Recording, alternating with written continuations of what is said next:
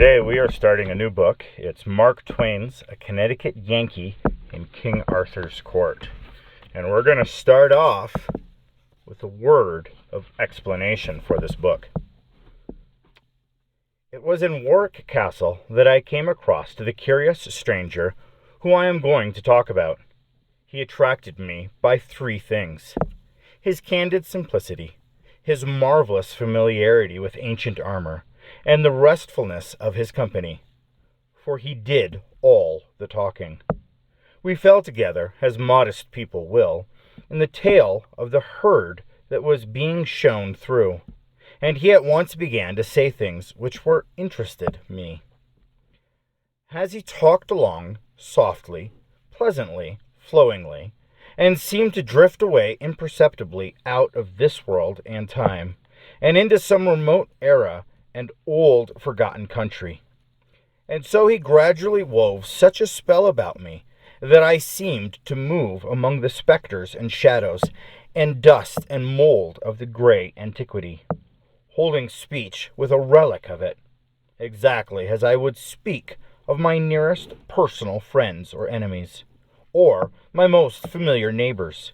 He spoke of Sir Bedivere, Sir Boris de Gannis, Sir Lancelot of the Lake, Sir Galahad, and all the other great names of the Table Round, and how old, unspeakably old, and faded, and dry, and musty, and ancient he came to look. As he went on, presently he turned to me and said, just as one might speak of the weather, or any other common matter, "You know about transmigration of souls? Do you know about transportation of epochs and bodies?" I said I had not heard of it. He was so little interested, just as when people speak of the weather, that he did not notice whether I made him any answer or not. There was half a moment of silence, immediately interrupted by the droning voice of the salaried Consiroon. "Ancient Hubert, date of the 6th century, time of King Arthur and the Round Table, said to have belonged to the knight Sir Sagramore le Doris. Observe the round hole through the chainmail in the left breast. Can't be accounted for.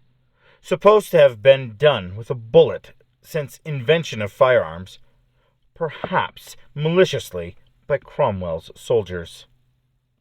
My acquaintance smiled, not a modern smile, but one that must have gone out of general use many, many centuries ago, and muttered, apparently to himself, "Wit ye well, I saw it done." Then, after a pause, added, "I did it myself." By the time I had recovered from the electric surprise of this remark, he was gone. All that evening I sat by my fire at the Warwick Arms, steeped in a dream of the olden time, while the rain beat upon the windows and the wind roared about the eaves and corners. From time to time I dipped into old Sir Thomas Malory's enchanting book, and fed at its rich feast of prodigies and adventures, breathed in the fragrance of his obsolete names, and dreamed again. Midnight being come at length, I read another tale, for a nightcap. This which here follows, to wit, how Sir Lancelot slew 2 giants, and made a castle free. Anon withal came there upon him 2 great giants, well armed, all save the heads, with 2 horrible clubs in their hands. Sir Lancelot put his shield afore him, and put the stroke away on one giant, and with his sword he cleave his head asunder. When his fellow saw that, he ran away as he were wood, for fear of the horrible strokes, and Sir Lancelot after him with all his might, and smote him on the shoulder, and clave him to the middle. Then Sir Lancelot went into the hall, and there came afore him 80 ladies and damsels, and all kneeled unto him, and thanked God and him for their deliverance. "For, sir," said they, The most part of us have been here this 7 year their prisoners, and we have worked all manner of silk works for our meat. And we are all great gentlewomen born, and blessed be the time, knight, that ever thou wert born, for thou hast done the most worship that ever did knight in the world, that we will bear record, and we all pray you to tell us your name, that we may tell our friends who delivered us out of prison. Fair damsels, he said, my name is Sir Launcelot du Lake. And so he departed from them, and betaught them unto God. And then he mounted upon his horse, and rode into many strange and wild countries. And through many waters and valleys, and evil was he lodged. And at last by fortune him happened against a knight to come to a fair courtelage. And therein he found an old gentlewoman that lodged him with a good will, and there he had good cheer for him and his horse. And when time was, his host brought him into a fair garret over the gate of his bed. There Sir Launcelot unarmed him, and set his harness by him, and went to bed, and anon he fell on asleep. So soon after there came one on horseback, and knocked at the gate in great haste. And when Sir Launcelot heard this, he arose up, and looked out at the window, and saw by the moonlight 3 knights came riding after that one, and all 3 lashed on him at once with swords. And that one knight turned on them knightly again, and defended him. Truly, said Sir Launcelot, yonder one knight shall I help, for it were shame for me to see 3 knights on one, and if he be slain, I am partner of his death. And therewith he took his harness, and went out at a window by a sheet down to the 4 knights. And then Sir Launcelot said on high, Turn you knights unto me, and leave your fighting with that knight. And then they all 3 left Sir Kay, and turned unto Sir Launcelot, and there began great battle. For they alight all 3, and strake many great strokes at Sir Launcelot, and assailed him on every side. Then Sir Kay dressed him for to holpen Sir Launcelot. Nay, sir, said he, I will none of your help. Therefore, as ye will have my help, let me alone with them. Sir Kay, for the pleasure of the knight, suffered him for to do his will, and so stood aside. And then, anon, within 6 strokes, Sir Launcelot had stricken them to the earth. And then they all 3 cried, Sir Knight, we yield us unto you as man of might matchless. As to that, said Sir Launcelot, I will not take your yielding unto me, but so that ye yield you unto Sir Kay the seneschal. On that covenant I will save your lives, and else not. Fair knight, said they, that were loth to do, for as for Sir Kay, we chased him hither, and had overcome him, had not ye been therefore to yield us unto him, it were for no reason. Well, as to that, said Sir Launcelot, advise ye well, for ye may choose whether ye will die or live. And ye be yielden it shall be unto Sir Kay. Fair knight, then they said, in saving our lives we will do as thou commandest us. Then shall ye, said Sir Launcelot, on Whitsunday next coming, go unto the court of King Arthur, and there shall ye yield you unto Queen Guinevere, and put all 3 of her grace and mercy, and say that Sir Kay sent you thither to be her prisoners. On the morn Sir Launcelot arose early, and left Sir Kay sleeping. And Sir Launcelot took Sir Kay's armor and his shield, and armed him. And so he went to the stable, and took his horse, and took his leave of his host.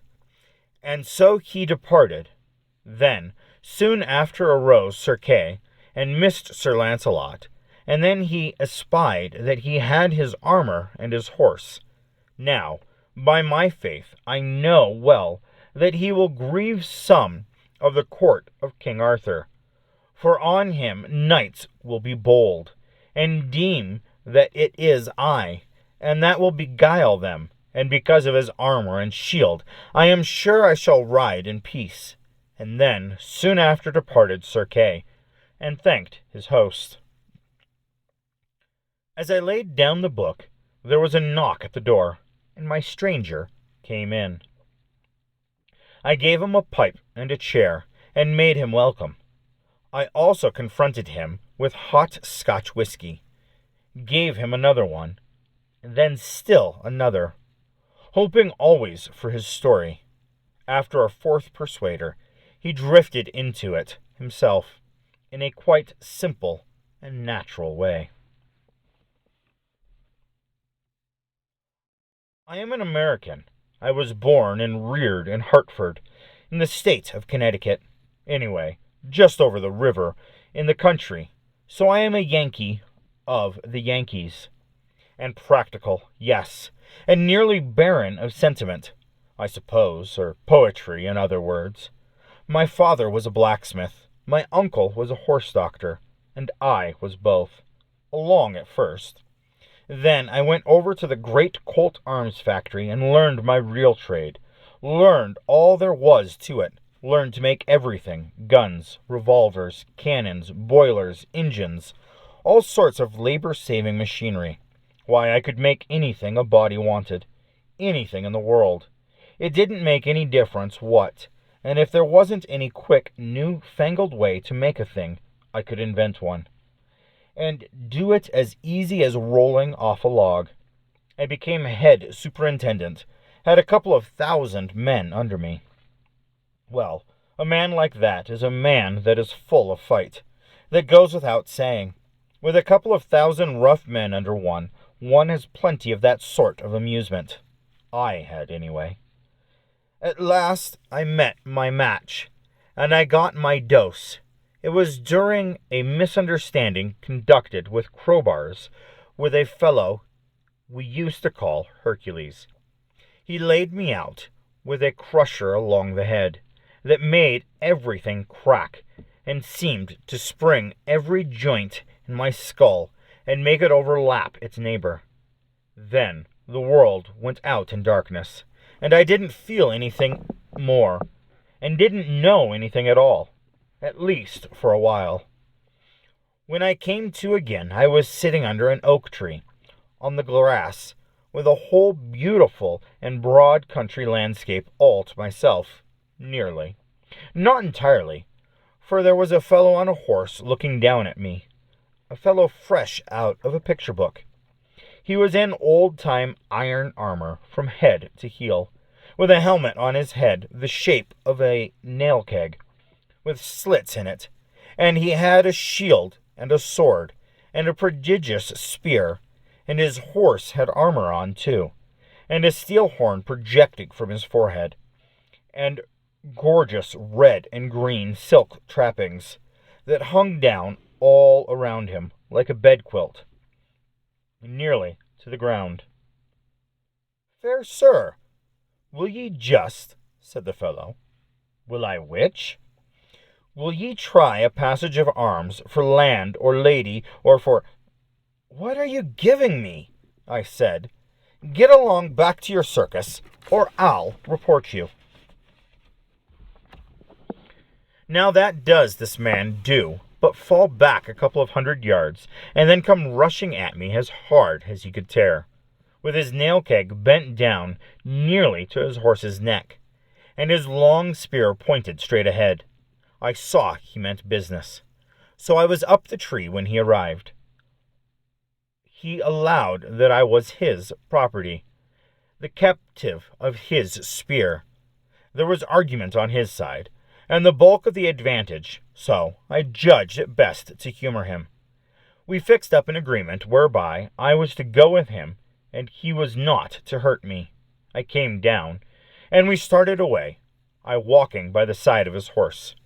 We marched comfortably along through glades and over brooks, which I could not remember to have seen before, which puzzled me and made me wonder, and yet we did not come to any circus or sign of a circus.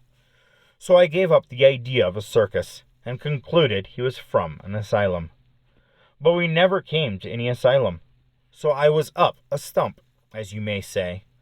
I asked him how far we were from Hartford. He said he had never heard of the place, which I took to be a lie, but allowed it to go at that. At the end of an hour we saw a faraway town sleeping in a valley by a winding river, and beyond it on a hill a vast gray fortress, with towers and turrets, the first I had ever seen out of a picture. "Bridgeport?" said I, pointing. "Camelot," said he. My stranger had been showing signs of sleepiness. He caught himself nodding now, and smiled one of those pathetic, obsolete smiles of his, and said, "I find I can't go on. But come with me. I've got it all written out, and you can read it if you like." In his chamber, he said, first, I kept a journal. Then, by and by, after years, I took the journal and turned it into a book. How long ago that was! He handed me his manuscript, and pointed out the place where I should begin. "Begin here." I've already told you what goes before. He was steeped in drowsiness by this time.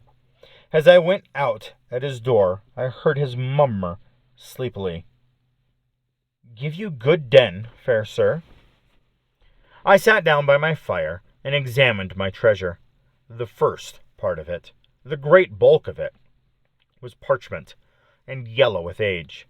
I scanned a leaf particularly, and saw that it was as palimpsest. Under the old dim writing of the Yankee historian appeared traces of a penmanship which was older and dimmer still, Latin words and sentences. Fragments from old monkish legends. Evidently, I turned to the place indicated by the stranger, and began to read as follows. And that'll lead us into Chapter 1 of A Connecticut Yankee in King Arthur's Court. Which this is one of an awesome book. I really love this book. So, continue with me and kind of try to picture the world as it kind of grows and as it gathers around you, because he is very articulate about imagery. Anyway, thank you guys so very much, and you have a wonderful, wonderful, and blessed day.